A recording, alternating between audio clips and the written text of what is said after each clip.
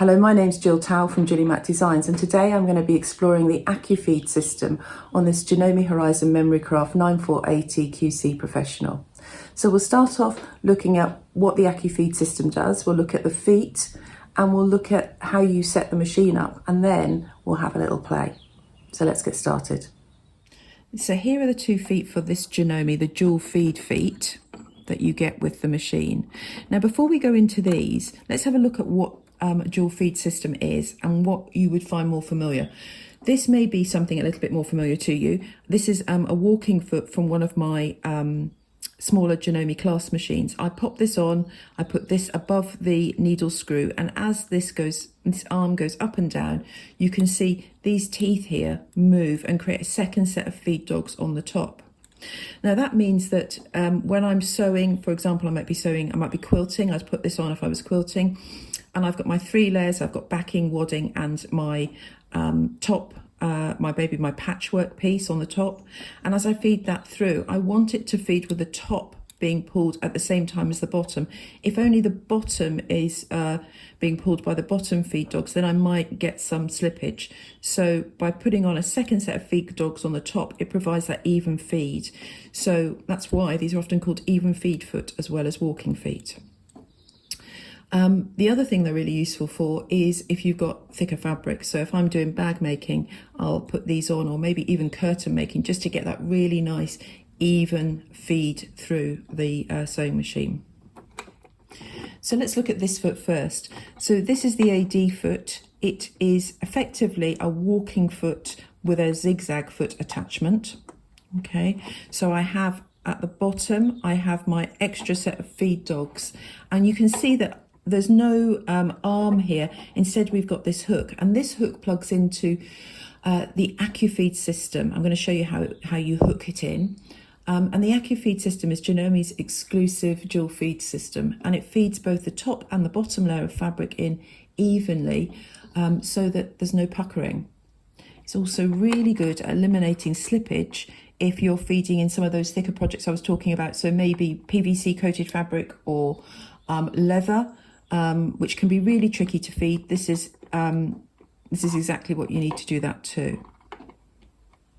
So you can see I've got a nice wide area here. I've got my feed dogs, my upper feed dogs on the back. So I've got 2 here, and I've got 1 large one here, just feeding in the fabric. There's then this one, okay? So with Janome, you have something called the AcuFeed Flex, and that's the capability to change the foot holders and feet for different types of sewing applications. So this is what you get with the machine, but you can actually swap different feet onto here. So these just click off, and you're able just to swap in different feet.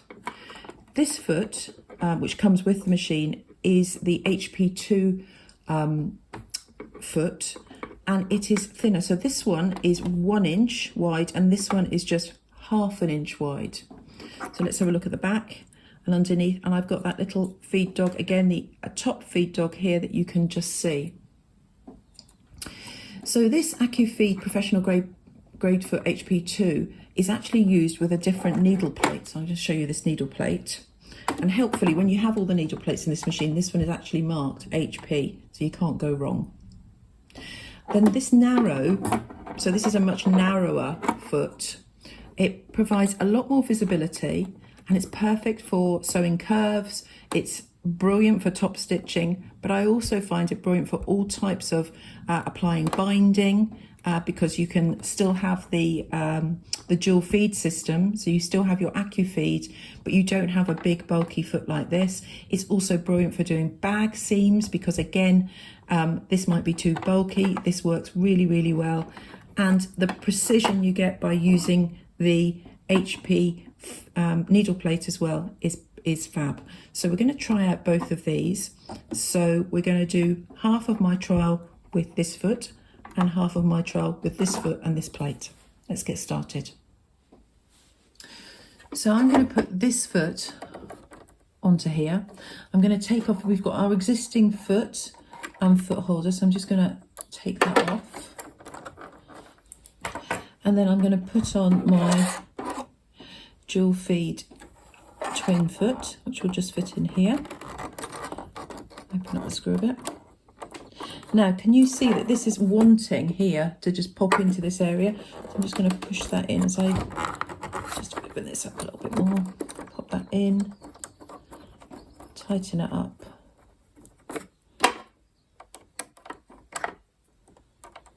You can just see that wants to push in, so I'm just going to push that in, and that is the Gill feed engaged.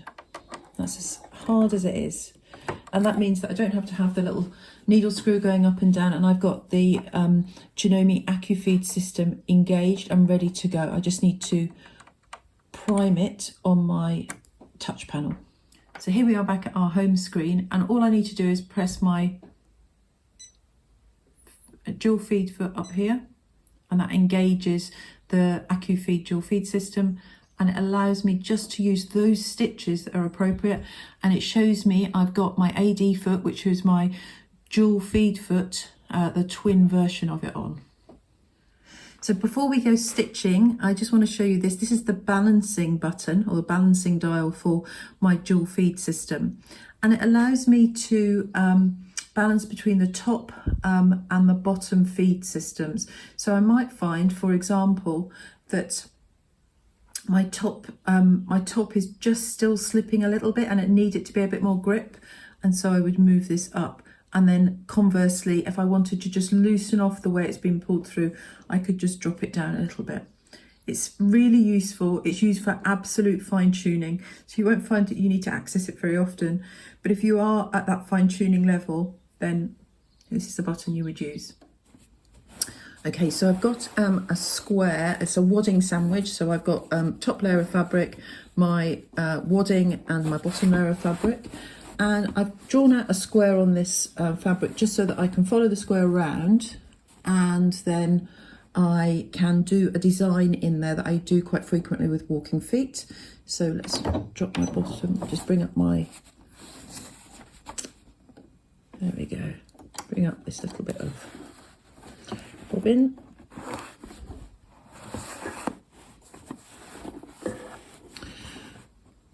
And then before I get started, I tend to put my stitch length up to about 3, just to see what that looks like.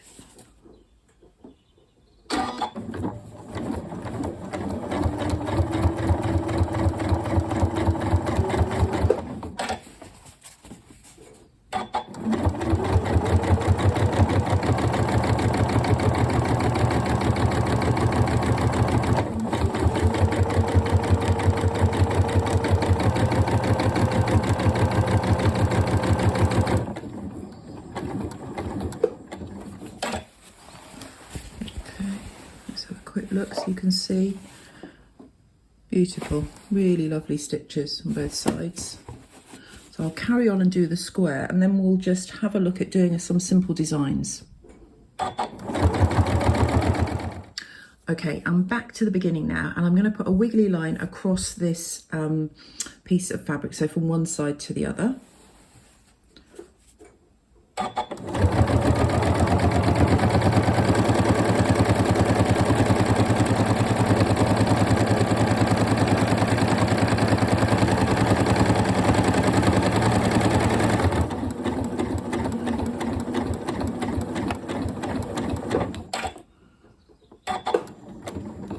Okay, so now I'm going to repeat that. So let me show you. Just twist around. I'm going to track back up here. And for the first repeat, I'm going to go, not quite, I'm going to use the edge of the foot. Let's have a quick look. Yeah, that fits well. So I'm going to use the edge of my foot on that line. So you have to go a bit slower this time.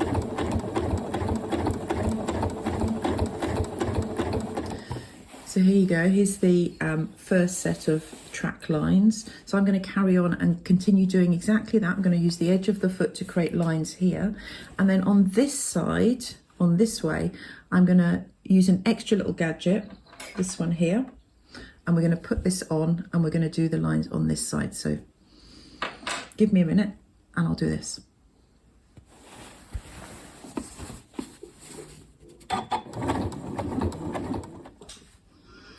So there's that half done, and you can see it gives a really nice look. See how even the stitches are?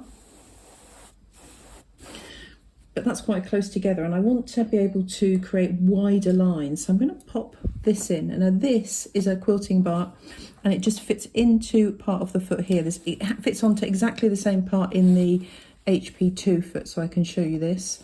And it fits into this part here, and you just push it in. So that's what I'm going to do here.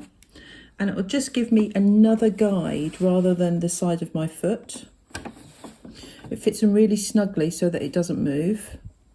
Okay. So that's going to give me probably about maybe 1.5 inches, do you think? So now I'm going to quilt the rest of this with that 1.5 inches. So I'm going to test my ability to line all this up, I think. That looks quite good. Let's just check. Yep.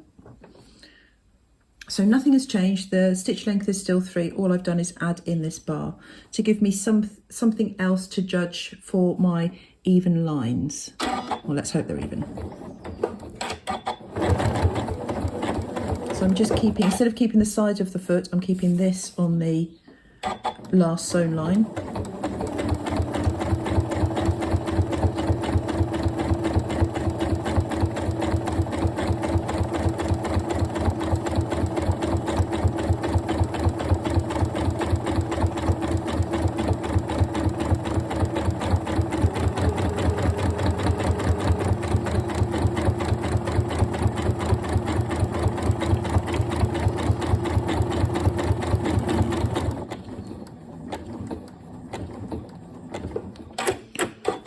Onto my line here.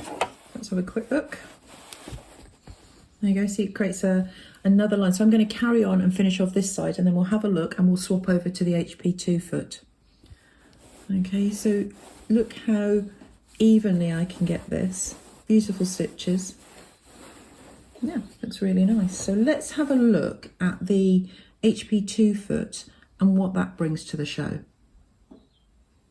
So here's my professional grade HP2 foot, my favourite foot in the whole world, and I've got the right plate on, so this is the HP plate. The foot comes with markings. I don't know whether you can see those just in here. I'll point to them here. So we've got markings here, and they are really useful in being able to work out when you're turning corners and doing curves. Really handy little markings that you can investigate. So let's carry on with our sample. I'm going to bring the sample up. So this time when I'm starting off, I'm going to change to a stitch number 3, which starts with a lock stitch. And that will just help mean that my threads are secure at the end and I don't have to tie them in. So not going to worry about this for now. I'm just going to concentrate on doing my wiggly line, my first wiggly line.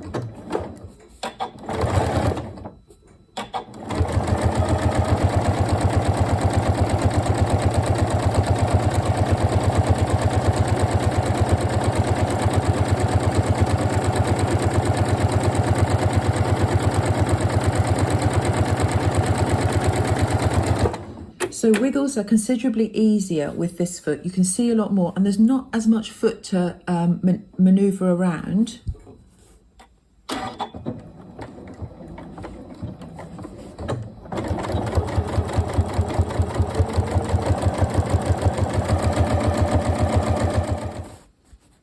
So you can start to see how this is coming together. The lines going across the way here, they're the ones with the HP2 professional grade foot, and the ones here are from the standard zigzag dual feed foot. Absolutely brilliant. They're the same, so you can see they've got the same quality to them, even though this is a slightly smaller feed dog. It is easier to do the curves with something like this because it is smaller, but it's not something I can show you because you've got to feel it, and it is really nice. So I'm going to finish off this sample and show you how it looks.